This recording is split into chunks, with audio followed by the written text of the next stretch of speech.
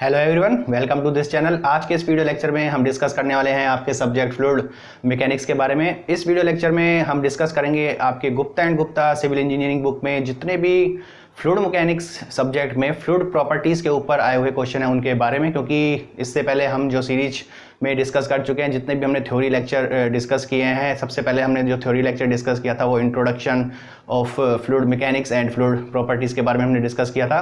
तो उसका लिंक भी आपको डिस्क्रिप्शन बॉक्स में मिल जाएगा। तो हाल फिलहाल अभी के वीडियो लेक्चर में हम आपकी Gupta and Gupta civil engineering की बुक में आए हुए फ्लूइड प्रॉपर्टीज़ के ऊपर जो भी क्वेश्चन हैं उनके बारे में डिस्कस करने वाले हैं। तो चलिए स्टार्ट करते हैं आपका फ्लूइड प्रॉपर्टीज़ के बारे में। तो फ्लूइड प्रॉपर्टीज़ में सबसे पहले हम पहले क्वेश्चन की बात करते हैं। फर्स्ट क्वेश्चन ही है आपका, pascal second is the unit of. Options दिए हुए हैं 4, pressure, kinematic viscosity, dynamic viscosity, surface tension. तो देखते हैं कि जो पास्कल इंटू सेकंड है वो किसकी यूनिट है। तो आपको 4 ऑप्शन दिए हुए हैं। पहला ऑप्शन आपके पास है इट इज़ प्रेशर, और कभी भी यूनिट को डिफाइन करना होता है तो फॉर्मूलेस का पता होना हमें जरूरी होता है। और प्रेशर को हम डिफाइन करते हैं, it is normal force exerted by fluid per unit area, force upon area. तो ये हो गया न्यूटन और ये हो गया मीटर स्क्वायर, जिसको हम बोलते हैं पास्कल। लेकिन आपका पास्कल इंटू सेकेंड है। दूसरा ऑप्शन है हमारा काइनेमेटिक, दूसरा ऑप्शन है आपका काइनेमेटिक विस्कोसिटी। काइनेमेटिक विस्कोसिटी को हम कैसे डिफाइन करते हैं, न्यू को, it is the ratio of dynamic viscosity to the density. तो डायनामिक विस्कोसिटी को भी हमें पहले डिफाइन करना होगा, क्योंकि तीसरा ऑप्शन ही है आपका डायनामिक विस्कोसिटी। तीसरा ऑप्शन है आपका डायनामिक विस्कोसिटी। और इसको हम कैसे डिफाइन कर सकते हैं, न्यूटन्स लॉ ऑफ विस्कोसिटी में हमने देखा था कि जो ये डायनामिक विस्कोसिटी है उसका रोल है, क्योंकि उसके अकॉर्डिंग, न्यूटन्स लॉ के अकॉर्डिंग, जो शेयर स्ट्रेस है it is directly proportional to the rate of angular deformation. और जो formula d theta upon d t, और ये d theta upon d t जो है इसी को हम बोलते हैं रेट ऑफ शेयर स्ट्रेन, और इसी को आप बोलते हो वेलोसिटी ग्रेडियंट। तो जनरली जो फॉर्मूला डिराइव्ड हुआ it is tau is equal to mu d u upon d y. इस प्रोपोर्शनलिटी को हटाने के लिए कांस्टेंट को यूज़ किया गया, जिसको बोलते हैं डायनामिक विस्कोसिटी, क्योंकि कितना शेयर स्ट्रेस लगाने पर कितना डिफॉर्मेशन होगा, रेट होगा, वो डिपेंड करता है आपकी विस्कोसिटी के ऊपर। यहाँ से हम यूनिट निकाल सकते हैं विस्कोसिटी की। तो यहाँ से अगर हम बात करें, टॉ आपका शेयर स्ट्रेस है जो कि है आपका Newton per metre square into mu, और यहाँ अगर हम बात करें यू और वाई, वेलोसिटी हो गया आपका मीटर पर सेकेंड, और नीचे आपका वाई मतलब मीटर। तो यहाँ अगर हम म्यू की यूनिट की बात करें तो म्यू की यूनिट क्या हो जाती है, देखिए ये आपका हो जाएगा न्यूटन सेकंड पर मीटर स्क्वायर। इस मीटर से अगर हम बात करें ये मीटर कैंसिल हो जाएगा, तो म्यू आपका हो जाएगा newton second upon metre square, और ये न्यूटन अपॉन मीटर स्क्वायर इसको आप बोलते हो पास्कल। तो ये जो पास्कल इंटू सेकेंड है it is the unit of dynamic viscosity. और लास्ट ऑप्शन आपका जो था वो था सरफेस टेंशन। तो सरफेस टेंशन को हम कैसे डिफाइन कर सकते हैं, it is sigma is equal to force per unit length. तो ये हो जाएगा न्यूटन पर मीटर। और एक आपकी जो काइनेमेटिक विस्कोसिटी, काइनेमेटिक विस्कोसिटी को हम और एक्सपेंड करें तो म्यू हमें पता है इट इज़ न्यूटन सेकंड पर मीटर स्क्वायर, डिवाइड करेंगे रो डेंसिटी मतलब केजी पर मीटर क्यूब। तो न्यूटन को और एक्सपेंड करेंगे क्योंकि न्यूटन आपका फोर्स है और it is mass into acceleration. तो न्यूटन को अगर और एक्सपेंड करें तो it is KG mass into acceleration metre square upon second. यहाँ आपका था metre square KG upon metre cube. तो ये मीटर की पावर 4 हो जाएगा, नीचे स्क्वायर है, केजी से केजी कैंसिल हो जाएगा, 1 सेकंड से 1 सेकंड। तो यहाँ पे जो यूनिट कैलकुलेट होकर आएगी it is metre square upon second. तो चारों की यूनिट आपके पास है। इस तरह से जो प्रेशर है it is Newton per metre square, जिसको हम पास्कल बोलते हैं। Kinematic viscosity metre per second, metre square पर second. Dynamic viscosity Newton second पर मीटर स्क्वायर, ये आपकी एसआई यूनिट है। पास्कल इंटू सेकंड को भी हम इससे लिख सकते हैं। सरफेस टेंशन आपका normal force per unit length, जिसको हम न्यूटन पर मीटर। तो आपके हिसाब से जो ऑप्शन है it is C, dynamic viscosity. इसके बाद आपका सेकंड क्वेश्चन है एन आइडियल फ्लूइड इज। बात की जा रही है आइडियल फ्लूइड की। हमने पहले भी डिस्कस किया था जब हमने लेक्चर को देखा था। आइडियल फ्लूइड के बारे में हमने ये कहा था कि जो फ्लूइड जिसमें विस्कोसिटी को हम 0 मानते हैं और जो इनकम्प्रेसिबल हो, मतलब जिसको कंप्रेस नहीं किया जा सके, उस फ्लूइड को हम आइडियल फ्लूइड कहते हैं। हालांकि यूनिवर्स में ऐसा कोई भी फ्लूइड पॉसिबल नहीं है जिसकी विस्कोसिटी नहीं हो और जो कंप्रेस नहीं हो सकता हो। हालांकि कुछ हद तक तो कोई फ्लूइड कंप्रेस होते हैं। तो generally mathematics point of view से सिंप्लीफिकेशंस के लिए या कंपैरिजन के लिए ही हम इन तरह के फ्लूइड्स को यूज़ करते हैं। तो जो आपका आइडियल फ्लूइड है वो एक तरह से जो ऑप्शंस के हिसाब से देखें तो फ्रिक्शनलेस एंड इनकम्प्रेसिबल हो जाता है। तो बी ऑप्शन सही हो जाएगा। और ए ऑप्शन है one which obeys Newton's law of viscosity. Newton's law of viscosity को जो फ्लूइड ओबे करते हैं उन्हें हम न्यूटोनियन फ्लूइड बोलते हैं। और जो इसके हिसाब से जो आपका ऑप्शन हो जाता है वो बी करेक्ट हो जाता है। इसके बाद का क्वेश्चन है तीसरे नंबर का ही, the unit of kinematic viscosity. अभी हमने फर्स्ट जो क्वेश्चन था उसमें डिस्कस किया था कि जो काइनेमेटिक विस्कोसिटी है वो होता है आपका म्यू अपॉन रो, और इसकी यूनिट आपकी कैलकुलेट हो गई थी मीटर स्क्वायर अपॉन सेकेंड। तो ऑप्शन के हिसाब से जो आपका सेंटीमीटर में दिया हुआ है तो ये हो जाएगा सेंटीमीटर स्क्वायर अपॉन सेकेंड। तो जो ऑप्शन है वो आपका डी करेक्ट हो जाता है। नेक्स्ट क्वेश्चन की बात करते हैं। नेक्स्ट क्वेश्चन आपका चौथा ही क्वेश्चन है, if the dynamic viscosity of fluid is 0.5 poise and specific gravity is 0.5 then the kinematic viscosity of that fluid is in stoke. तो सबसे पहले बात की जा रही है कि काइनेमेटिक विस्कोसिटी, तो डायनामिक विस्कोसिटी दिया हुआ है आपको और आपको स्पेसिफिक ग्रेविटी दी हुई है। तो सबसे पहले हम फॉर्मूले की बात करें तो फॉर्मूला आपका होता है म्यू अपॉन रो। तो सबसे पहले अगर काइनेमेटिक विस्कोसिटी आपसे पूछिए स्टॉक में, स्टॉक की अगर हम बात करें तो स्टॉक जो है वो काइनेमेटिक विस्कोसिटी की सीजीएस यूनिट होती है। मतलब जो इसको अगर हम बात करें जो 1 मीटर स्क्वायर अपॉन सेकेंड की, इसको आप कन्वर्ट कर सकते हो किस में, सेंटीमीटर स्क्वायर अपॉन सेकेंड में। तो ये सेंटीमीटर स्क्वायर जो सेकंड होगी वो स्टॉक ही बोला जाता है, इसको हम बोलते हैं स्टॉक। और अगर हम बात करें डायनामिक विस्कोसिटी की तो डायनामिक विस्कोसिटी क्या थी आपकी, इट इज़ न्यूटन सेकंड पर मीटर स्क्वायर, ऐसा यूनिट है। इसको हम कन्वर्ट करते हैं, सपोज न्यूटन की जगह हम लिख देते हैं केजी और न्यूटन की जगह मास इनटू एक्सेलरेशन, तो ये हो जाएगा मीटर अपॉन सेकंड स्क्वायर, ये आपका न्यूटन होता है, into second upon metre square. तो इधर से हम देखें तो ये हो जाएगा केजी 1 सेकंड से 1 सेकंड और 1 मीटर से KG upon metre into second.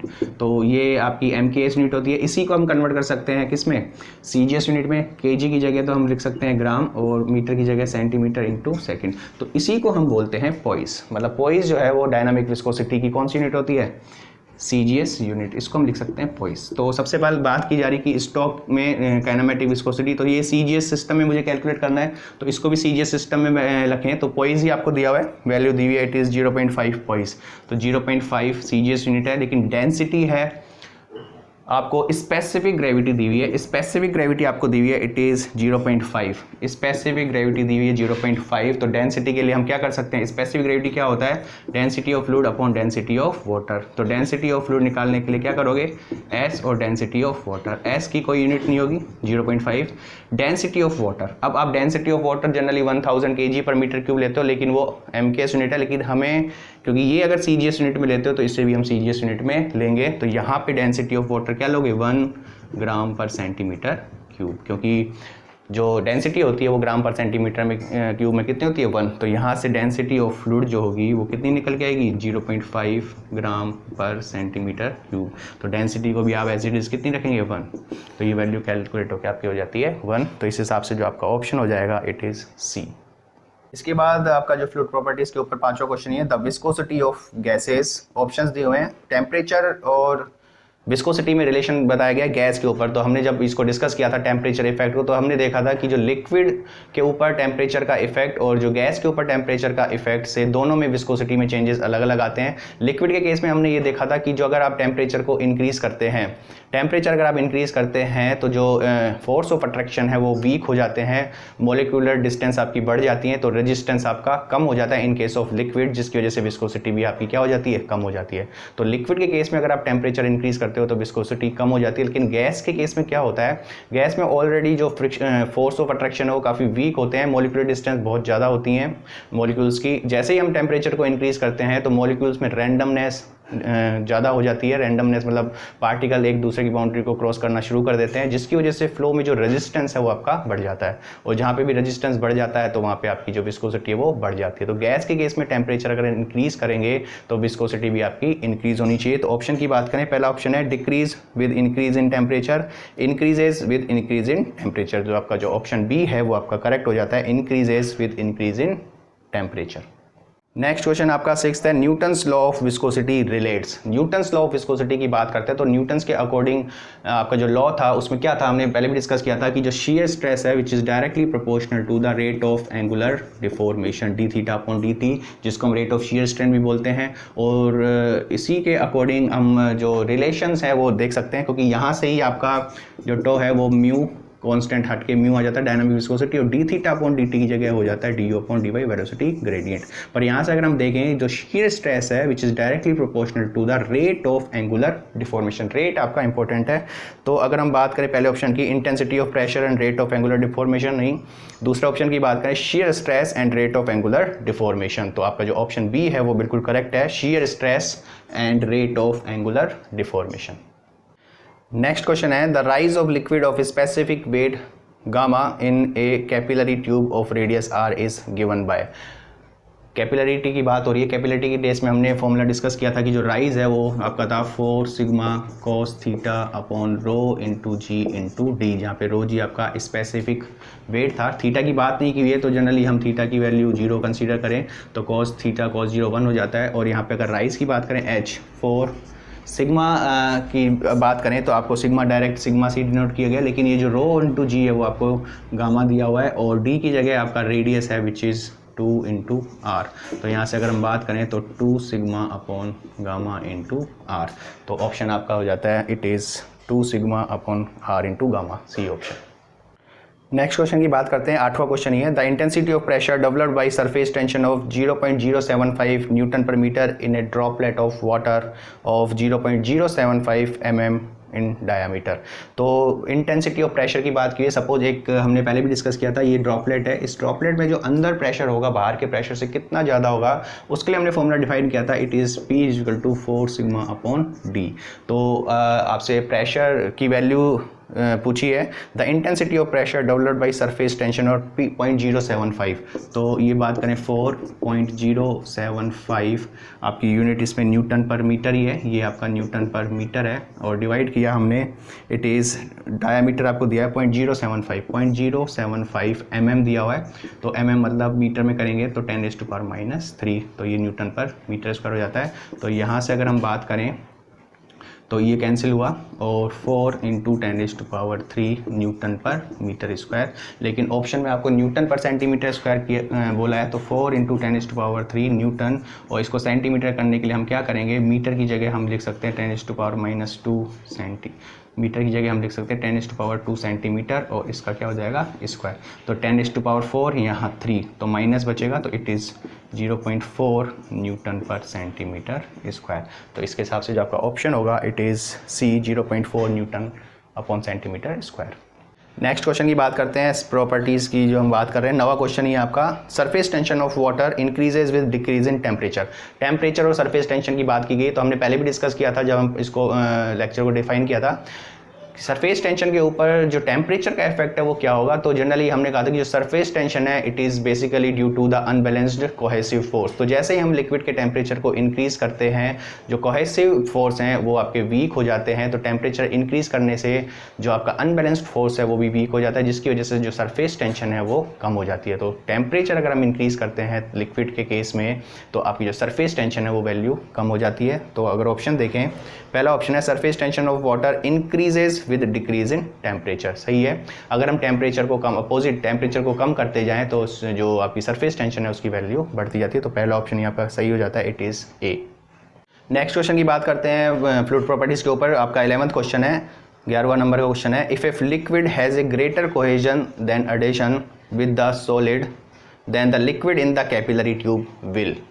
बात की जा रही है कि अगर कैपिलरी ट्यूब है और जिस लिक्विड में आप उसको डिप करते हो तो उसमें अगर एडेशन है और इसमें अगर कोहेशन है तो राइज और फॉल में क्या रिलेशन होगा। तो सबसे पहले हम एडेशन और कोहेशन की बात करें तो हमने पहले भी डिस्कस किया था, एडेशन का मतलब क्या है, force of attraction between different particles, और कोहेशन का मतलब होता है force of attraction between same particles.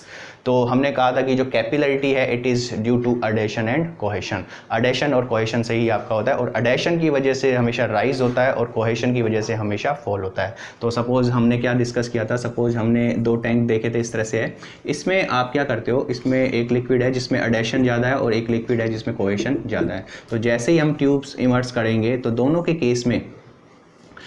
Case में आपका जो राइज है और फॉल है वो अलग अलग होगा। क्या होगा, अगर आपका एडेशन है, इस केस में आपका एडेशन इज मोर तो क्या होगा, जो लिक्विड है वो force of attraction different particles, glass के पार्टिकल अलग हैं, लिक्विड के पार्टिकल अलग हैं, तो अट्रैक्शन होने की वजह से ही क्या होता जाएगा, राइज होता जाएगा और फाइनली आपका जो सरफेस होगी इस तरह से। तो एडेशन अगर ज़्यादा है सॉलिड के साथ तो राइज होगा, और ये जो सरफेस होती है ये आपकी होती है कॉनकेव। तो कॉनकेव सरफेस कैसी होगी, अपवर्ड। और अगर आपका जो कोहेशन है वो अगर ज़्यादा है, इज़ मोर, तो इस केस में क्या होगा, जो लिक्विड है वो ग्लास की ट्यूब की तरफ अट्रैक्ट नहीं होते हुए अपने आप ही अट्रैक्ट होगा, और जो लेवल हो आपका मेनिस्कस बोलते हैं इसको, मेनिस्कस आपका इस तरह से होगा। तो इसका मतलब ये क्या होगा, डिप्रेस होगा। ये क्या हुआ, डिप्रेस हुआ। और ये जो सरफेस होती है ये आपकी कॉन्वेक्स होती है, और कॉन्वेक्स अपवर्ड के साथ ये क्या होगा, डिप्रेस होगा। तो ऑप्शन की बात करें तो ऑप्शन पहला है राइज, जो कि है ही गलत क्योंकि कोहेशन ज़्यादा है, राइज तो ऑप्शन होगा ही नहीं। डिप्रेस होगा, depress with concave surface upward, depress with convex surface upward. तो आपका जो कॉन्वेक्स सरफेस है अपवर्ड है और डिप्रेस है, तो आपका जो ऑप्शन है वो डी बिल्कुल आपका करेक्ट हो जाता है। नेक्स्ट क्वेश्चन की बात करते हैं। नेक्स्ट आपका 12 नंबर का क्वेश्चन है, एग्जामाइन द फॉलोइंग 4 स्टेटमेंट। पहला स्टेटमेंट है surface tension is due to cohesion only.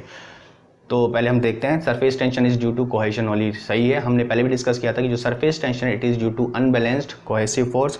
Capillarity is due to adhesion only, नहीं, एडेशन और कोहेशन दोनों की वजह से होता है। तीसरा है surface tension is due to both cohesion and adhesion, surface tension केवल कोहेसिव फोर्स की वजह से होता है। और फोर्थ है capillarity is due to both cohesion and adhesion. तो अगर इन चारों स्टेटमेंट की बात करें तो पहला जो था surface tension is due to cohesion only सही है, और लास्ट वाला जो था capillarity is due to both cohesion and adhesion, हमने अभी भी डिस्कस किया था डिप्रेस और राइज का। तो एडेशन में भी और कोहेशन में भी आपका कैपिलरिटी पे राइज और फॉल होता है। तो ऑप्शंस जो हैं वो आपका फर्स्ट और फोर्थ सही है, तो इस हिसाब से जो सी ऑप्शन है वो आपका करेक्ट हो जाता है। नेक्स्ट क्वेश्चन है आपका फ्लूइड प्रॉपर्टीज में 207 नंबर का क्वेश्चन है, ए फ्लूइड इज सब्सटेंस दैट। बात फ्लूइड की डेफिनेशन की जा रही है। सबसे पहले जो हमने चैप्टर में डिस्कस किया था, फ्लूइड को हमने डिफाइन किया था। किस प्रकार से हम फ्लूइड को डिफाइन कर सकते हैं, फ्लूइड अलग एक सब्सटेंस है, एक एलिमेंट है जिसके ऊपर अगर हम एक शेयर फोर्स अप्लाई करते हैं तो उसमें परमानेंट या कंटिन्यूस डिफॉर्मेशन होता रहता है, जिसकी वजह से वो फ्लो करता है। और अगर हम इसको और एक्सपेंड करें, सपोज आपके पास कोई भी एक स्टैटिक लिक्विड है, तो उस केस में जो उस पर शेयर फोर्सेज हैं वो जीरो होते हैं, शेयर स्ट्रेस आपकी जीरो होती है। या अगर किसी भी एक स्टैटिक लिक्विड पे हम शेयर स्ट्रेस अप्लाई करें तो कभी भी वो स्टैटिक कंडीशन में नहीं रह सकता, वो हमेशा फ्लो की कंडीशन में होगा। तो बात ऑप्शंस की करें, ए fluid is a substance that is essentially incompressible, तो कंप्रेसिबल भी होते हैं, इनकम्प्रेसिबल भी होते हैं। Has a viscosity that always decreases with temperature, जरूरी नहीं है, फ्लूइड में लिक्विड और गैस दोनों को सम्मिलित किया जाता है। तो लिक्विड के केस में टेम्परेचर बढ़ाने से तो विस्कोसिटी कम होती है, लेकिन टेम्परेचर गैस का अगर हम बढ़ाएं तो उसकी विस्कोसिटी बढ़ जाती है। तीसरे ऑप्शन की बात करें, can not remain at rest when subjected to a shearing stress, ये बिल्कुल सही ऑप्शन है। कभी भी अगर एक फ्लूइड पर हम शेयर स्ट्रेस अप्लाई करते हैं तो किसी भी कंडीशन वो रेस्ट में नहीं रह सकता, तो इसका जो ऑप्शन है वो आपका हो जाता है सी। इसके बाद नेक्स्ट क्वेश्चन की बात करते हैं, 208 है, the viscosity of fluid varies with.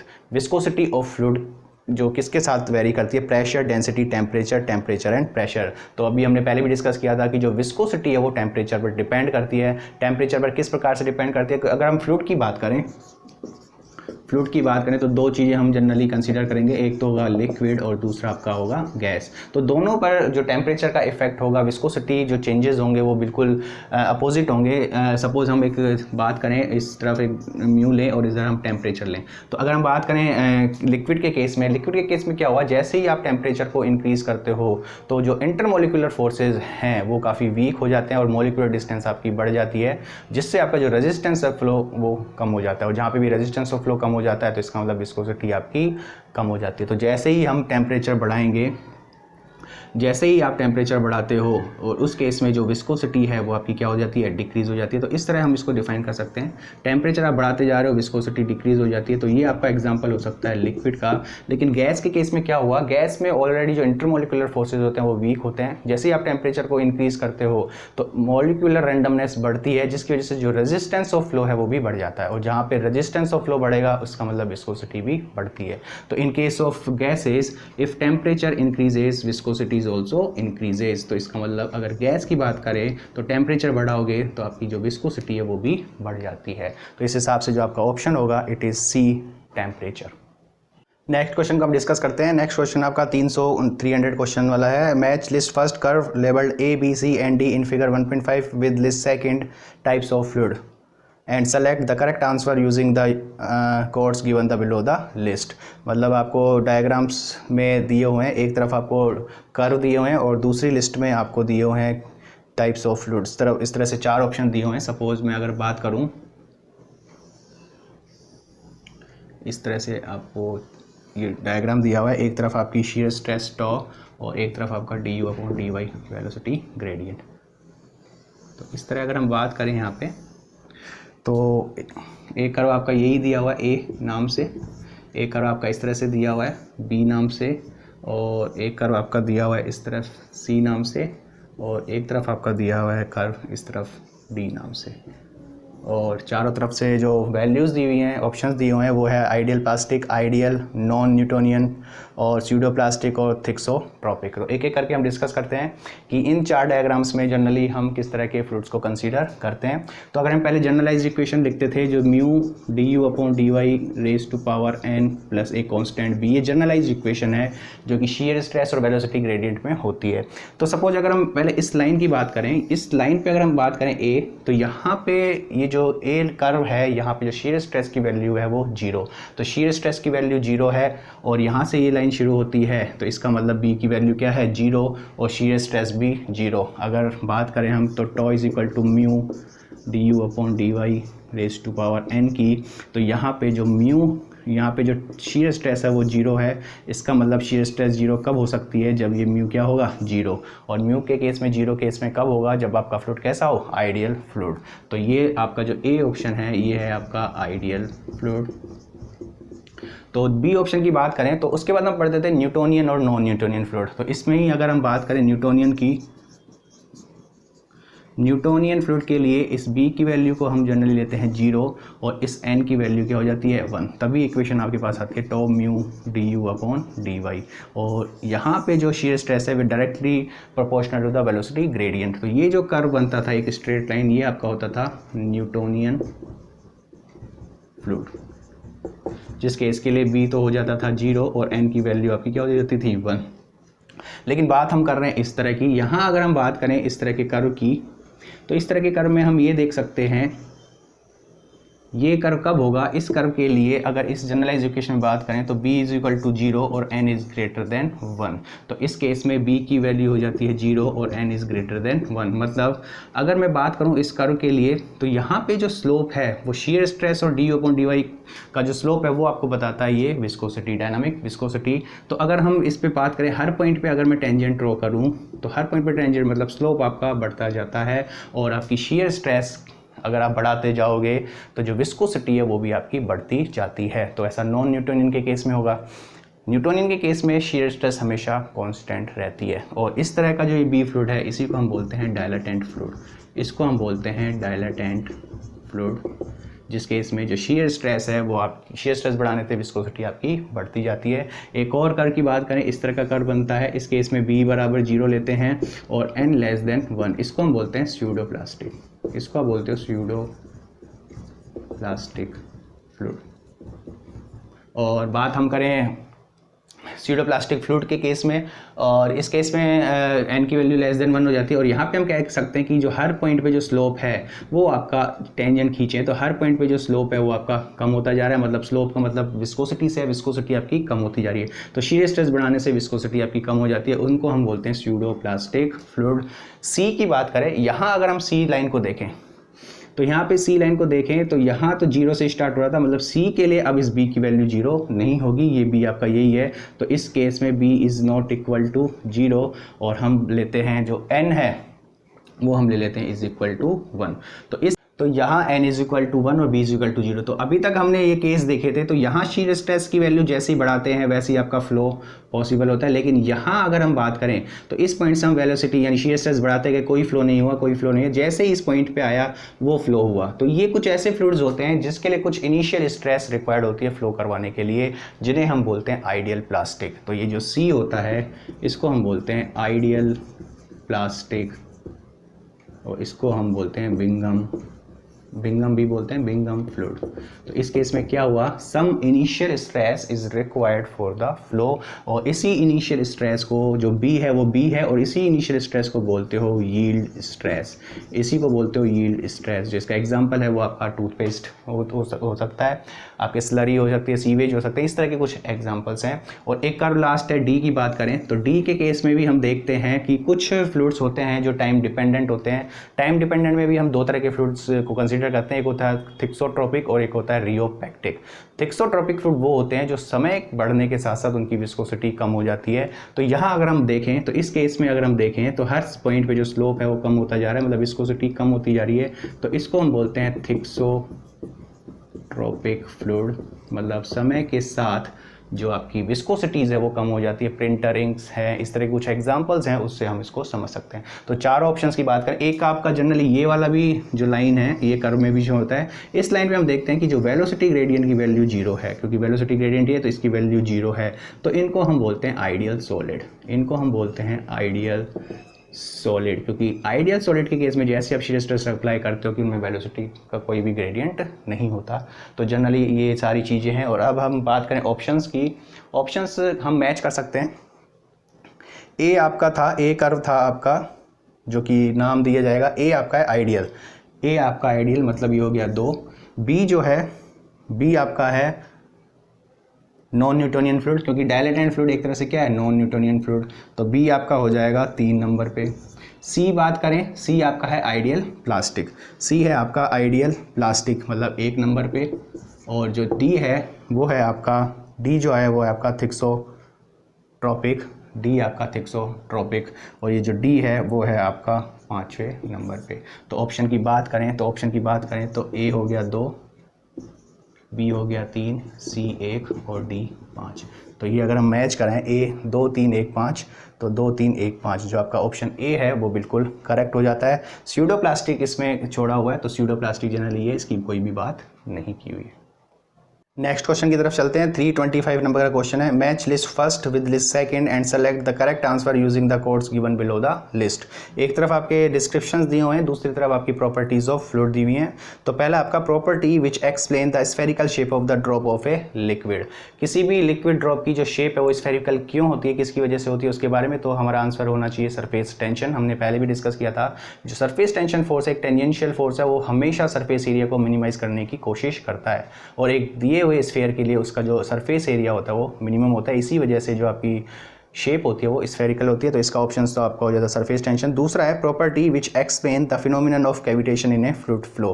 Cavitation को समझने के लिए सबसे पहले जरूरी होता है वेपर प्रेशर। हम पहले भी डिस्कस कर चुके हैं, वेपर प्रेशर किसी इस जगह पर अगर पहुंच जाए, उससे कम वेपर प्रेशर हो जाता है तो वहाँ पे कैविटेशन मतलब वहाँ पे आपकी बॉइलिंग स्टार्ट हो जाती है, मतलब डिजोल्व गैसेज या एयर निकलना शुरू हो जाती हैं, और हाई प्रेशर रीजन में जाने के बाद वो जो बबल्स हैं वो कोलैप्स हो जाते हैं, और प्रेशर डिफरेंस की वजह से बहुत तेज़ मोमेंटम के साथ वो किसी वॉल्स पर या जहाँ पे भी आपका ये फिनोमिनन होता है वहाँ पे स्ट्राइक करते हैं, जिसकी वजह से आपकी नॉइज़ जनरेट होती हैं, जिस वजह से आपकी जो सरफेसेस होती हैं वो कैविटाइज हो जाती हैं, कैविटेशंस हो जाता है, कैविटीज़ बन जाती है सरफेस के ऊपर। उसी फिनोमिनन को हम कैविटेशन बोलते हैं, जो इसका सीधा का सीधा मतलब वेपर प्रेशर से होता है। तो इसके लिए आपका बी हो जाएगा जो कि 4 वेपर प्रेशर हो जाता है। सी है property which explain the rise of SAP in a tree. Rise की बात करें ट्री के सैप में तो हम जनरली बात करते हैं कैपिलरिटी की, और सी ऑप्शन आपका हो जाता है 5वें नंबर पे दिया है कैपिलरिटी। और डी ऑप्शन है आपका property which explain the flow of jet of oil in unbroken stream. तो जनरली जब भी अनब्रोकन स्ट्रीम होती है वो विस्कोसिटी की वजह से आपकी होती है।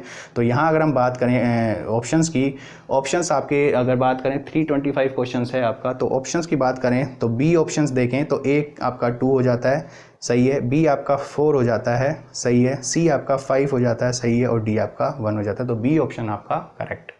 इसके बाद हम क्वेश्चन की बात करते हैं। क्वेश्चन आपका 358, एक तरफ वही लिस्ट दी हुई है फिजिकल क्वांटिटीज़ और डायमेंशनल फॉर्मूला। तो सबसे पहले स्पेसिफिक ग्रेविटी, ए आपको दिया हुआ है सपोज स्पेसिफिक ग्रेविटी, इसको हम पढ़ते हैं, स्पेसिफिक को हम डिफाइन करते हो density of fluid upon density of standard fluid या वाटर। तो ये एक डायमेंशनलेस क्वांटिटी हो जाती है, तो ये हो जाता है m0 L0 और T0। तो ये हो गया ए। बी आपको दिया हुआ है, बी ऑप्शन है आपका coefficient of viscosity. Coefficient of viscosity मतलब आपका डायनामिक विस्कोसिटी।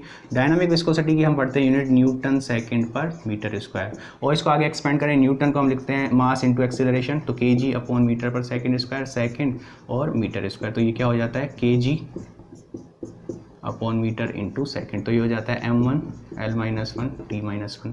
सी ऑप्शन की बात करें, सी ऑप्शन है आपका काइनेमेटिक विस्कोसिटी, इसको भी हम डिफाइन करते हैं it is mu upon rho, और इसकी यूनिट हमने देखी थी मीटर स्क्वायर अपॉन सेकेंड, तो ये L2 T-1। और डी ऑप्शन की अगर हम बात करें स्ट्रेस, स्ट्रेस हम अभी तक पढ़ते आए हैं, स्ट्रेस जो डिफाइन होती है stress it is force per unit area, तो ये हो जाएगी Newton per metre square. Newton को वापस हम लिख सकते हैं kg metre per second square, और यहाँ आपका मीटर स्क्वायर, तो ये हो जाता है kg मीटर सेकंड स्क्वायर, तो ये हो जाएगा m1 L-1 T-2। तो ऑप्शंस की बात करें तो इस m0 specific gravity, m0 L0 T0 ये आपका किस नंबर पे, 2 नंबर पे, m1 L-1 T-1 ये आपका 3 नंबर। फिर बात करते हैं L2 T-1 ये आपका 1 नंबर पे m0 है।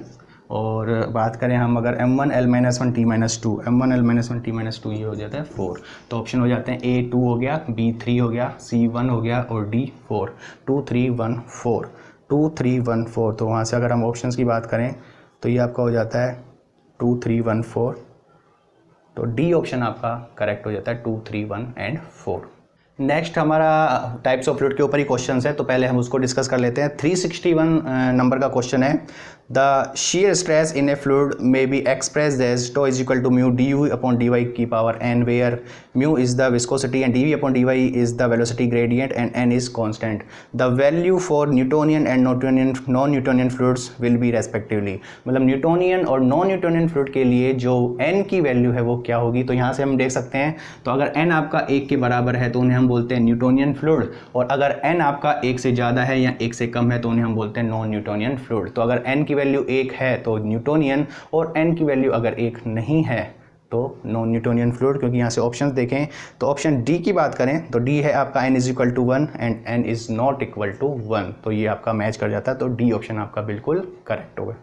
नेक्स्ट क्वेश्चन हम टाइप्स ऑफ फ्लूइड के ऊपर ही सबसे पहले ले लेते हैं, उसके बाद और देखते हैं क्वेश्चंस। क्वेश्चन नंबर है आपका 382, match list first fluid types and list second examples, मतलब फ्लूइड टाइप्स है और उसके एग्जांपल्स है, उनके ऊपर मैच करवाने के लिए क्वेश्चन है। Select the correct answer using the codes given below the list. तो एक तरफ 4 टाइप्स के आपके फ्लूइड्स दिए हुए हैं, Newtonian, ideal plastic, thixotropic, pseudo plastic, और दूसरी तरफ आपके एग्जांपल दिए हुए हैं blood, printer sink, oil paint and water. तो सबसे पहले हम एक बार देख लेते हैं। सबसे पहले हम बात करें न्यूटोनियन की, तो न्यूटोनियन फ्लूइड में हम जनरली जो एग्जांपल्स लेते हैं, न्यूटोनियन फ्लूइड में हम लेते हैं वाटर। न्यूटोनियन फ्लूइड में आप वाटर लेते हो, कैरोसिन लेते हो, और आपका डीजल होता है, और आपका ग्लिसरीन होता है, ये चारों लगभग न्यूटोनियन फ्लूइड के अंदर शामिल होते हैं। दूसरी हम बात करें स्यूडो प्लास्टिक, तो स्यूडो प्लास्टिक के केस में आपका ब्लड सबसे इंपॉर्टेंट एग्जांपल लिया जाता है। ब्लड जो होता है वो स्यूडो प्लास्टिक के केस में हो जाता है। और अगर हम बात करें आइडियल प्लास्टिक के केस में, आइडियल प्लास्टिक मैंने आपको बताया था, बिंगम प्लास्टिक या बिंगम फ्लूइड, इसमें सबसे पहला होता है टूथपेस्ट, और आपका टूथपेस्ट के अलावा एक और एग्जांपल हम लेते हैं, सपोज आपका ऑयल पेंट है, तो टूथपेस्ट हो गया, ऑयल पेंट हो गया, वो आपके बिंगम प्लास्टिक या आइडियल प्लास्टिक के केस में आ जाते हैं। थिक्सोट्रोपिक मैंने आपको पहले भी बताया था, जो थिक्सोट्रोपिक है वो टाइम के साथ उसकी विस्कोसिटी कम होती है, तो इसमें हम जनरली प्रिंटर इंक को यूज़ करते हैं। प्रिंटर इंक जो होता है वो समय के साथ उसकी विस्कोसिटी कम होती जाती है। और उसके बाद है आपका स्यूडो प्लास्टिक। स्यूडो प्लास्टिक में मैंने आपको बताया था ब्लड। तो अगर हम ऑप्शन मैच करवाएं तो पहला आपका ब्लड, पहला अगर ए की बात करें न्यूटोनियन के केस में 4, ए के केस में आपका हो जाता है 4, न्यूटोनियन के केस में हो जाएगा 4, ए के केस में आपका हो जाएगा 4। बी आइडियल प्लास्टिक 3, बी की बात करें तो 3। सी थिक्सोट्रोपिक प्रिंटर सिंक, सी का हो जाएगा 2 और डी का हो जाएगा 1। तो 4 3 2 1, 4 3 2 1 अगर हम मैच करवाएं तो आपका जो बी ऑप्शन है वो इससे मैच बैठता है, 4 3 2 1। नेक्स्ट क्वेश्चन की बात करते हैं। नेक्स्ट क्वेश्चन आपका 383 नंबर का क्वेश्चन है। In order that a droplet of water at 20 degree centigrade sigma, मतलब सरफेस टेंशन दी हुई है 0.0728 newton per metre, has an internal pressure 1 kilo pascal greater than that outside it its diameter should be nearly. बात की जा रही है कि कोई भी आपका ड्रॉपलेट है और उसके अंदर का जो प्रेशर है वो 1 किलो पास्कल दिया हुआ है, और कोई भी ड्रॉपलेट के केस में जब भी हम बात करते हैं इसके अंदर के प्रेशर की, तो इसके फॉर्मूले के लिए हमें पता है जो प्रेशर है it is 4 sigma upon D. लेकिन इसने डायमीटर की बात की है तो डायमीटर है आपका पी अपॉन, डायमीटर की बात करें तो it is 4 sigma upon P. तो 4 सिग्मा है 0.0728 newton per metre, 0.0728 newton per metre, और प्रेशर है 1 kilo pascal, 1 kilo pascal Newton per metre square. तो ये यूनिट मीटर में आएगी, लेकिन डायमीटर आपको एमएम में है तो एमएम के लिए 1000 हम हटा सकते हैं। तो इसको जब आप सॉल्व करें तो ये it is generally 0.03 times of MM. तो अगर इस ड्रॉपलेट के अंदर प्रेशर 1 किलो पास्कल है और इसकी सरफेस टेंशन इतनी है, तो इस जो ड्रॉपलेट का डायमीटर होगा इट इज़ 0.3 mm।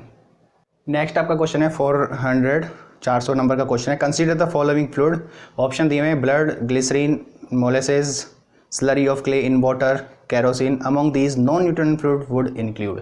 इन सभी ऑप्शंस में से बात की जा रही है नॉन न्यूटोनियन फ्लूइड की। तो सबसे पहले हमें देखना है कि जो न्यूटोनियन फ्लूइड्स हैं वो क्या हैं। तो हमने एग्जांपल्स में दिए जो न्यूटोनियन फ्लूइड हैं वो जनरली हम ग्लिसरीन, वाटर, केरोसिन और डीजल को लेते हैं। तो अगर इन पांचों में से हम बात करें, एक तो आपका केरोसिन हट जाता है और दूसरा आपका ग्लिसरीन हट जाता है।